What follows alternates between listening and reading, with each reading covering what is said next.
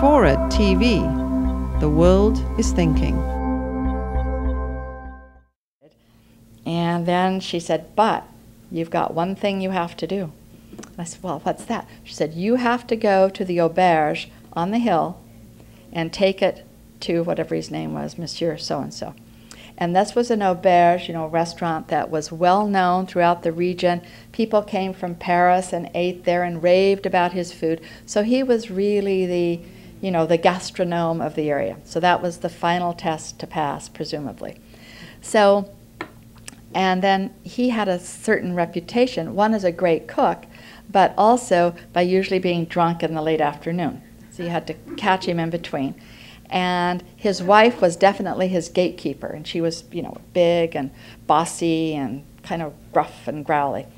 So I went up there and knocked on the door, and she said, what is it? What do you want? And I said, well, I'm the American with the goats, because that was kind of how I was known, the American with the goats. Didn't have cheese yet, so I couldn't say the American with the cheese. And I said, Georgette sent me for you to try my goat's cheese.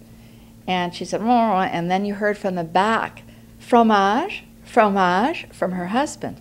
So she said, okay, well, come on in.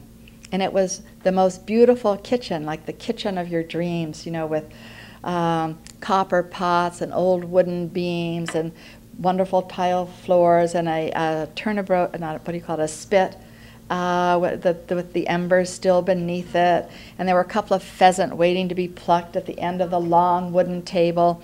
And there was a bottle of wine. I mean, it was just like what you would imagine. So I show him my cheeses, and he said, and he puts it on a plate, and he cuts out a wedge just like I did. Tip of the knife, standard procedure for eating, I guess. Tip of the knife, put it in. Didn't say anything. I thought, oh, no. I don't know if you've ever had that feeling where you think you're going to cry and you want to get out before it actually happens. And so I just started packing up my cheeses, and I just wanted to get away. And then he said, oh, sublime, c'est magnifique, c'est pas. And he just went on. And he said, I'll take all of these. And then he started talking about what he was going to do. He'd pack some of them in olive oil, and others he'd put wild winter savory on, or some of the wild lavender, and he'd feature it on his menu. And so from then on, I made my cheeses and sold them all.